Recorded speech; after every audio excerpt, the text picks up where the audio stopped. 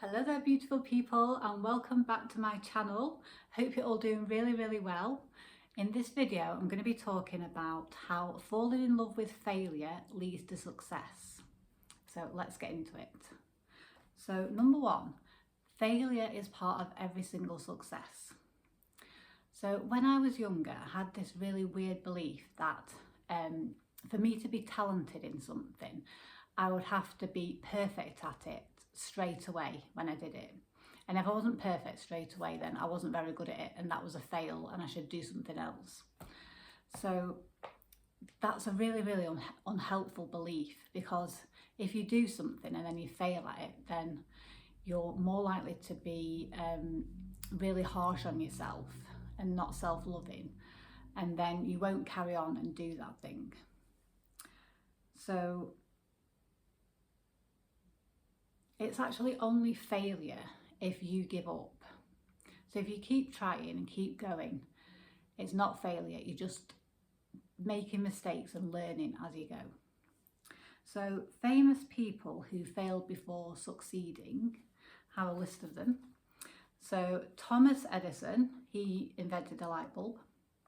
Elvis Presley, Steven Spielberg, Michael Jordan, Walt Disney, and Albert Einstein, they all failed the way to success. So thank goodness that none of those people gave up and they just carried on. So it's just really important to have in your mindset that it's okay to fail and to accept this, that this is a way of learning from your mistakes and then moving forward. So I bet you any money, if you asked any single famous person or successful person if they made any mistakes or they had any failures on their way to their success, they would absolutely say yes, and they would have a bunch of stories to tell you about how they failed on the way to success. I recently just did my first singing gig, and I can tell you that my road to that singing gig was extremely bumpy.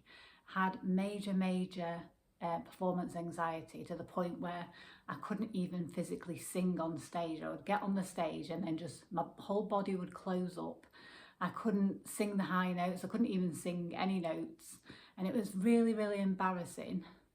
And I had to make a decision. Do I stop there and tell myself no, I can't do this, or do I carry on and do I learn from what has happened on stage and go forward? Because ultimately I knew that I had a good singing voice, so this was something I wanted to do, so my choice was to carry on and to go forward. Okay. Number two, it's really important to be compassionate with yourself when you do have failures and you do make mistakes, and just look at it like every single person that's successful makes mistakes. And that's okay. It's a necessary part of learning and growing and moving forward. So if you are a performer on stage and this is something you want to apply to that, it's a really good idea to record yourself on stage and then have a look at it, but don't be judgmental. Just look at it and see if there's any areas that you can improve on and what you can learn from that performance on stage, and then make a plan then to improve those areas. So an example with me, so I've just done my first gig, so I recorded most of the songs for that first gig, and the things that I noticed were that actually I wasn't staying in the present moment all of the time when I was doing my singing. So that's something I can work on. So I can make sure that when I'm practicing, I'm staying in the present moment. I could incorporate meditation into my daily routine, which involves staying in the present moment, and just think of other practices where I can be in the present moment and concentrating on what I'm doing. So that's one thing I've learned. Another thing was, I think some of the high notes were a little bit sketchy, so I'm going to work on the high notes as well and just make sure that I'm singing from my body and I'm not getting too much in my head. So those are the things that I've learned. But if I was being too critical of myself, I could have been like, oh, I'm not very good, I'm not connecting with the song, I'm cracking at the high notes, or the high notes don't sound very good, maybe I shouldn't do it. But no, I'm just going to look at those things and just see where I can improve, and then next time it'll be better then. Okay, and then the third thing is to just know why you want to succeed. This is really going to help to just pull you forward. So an example with me, so why do I want to sing on stage? So it really makes me feel happy and connected. And it also, when I've been through dark times in the past, singing and music has just really helped me to come through those dark times and to connect with my emotions.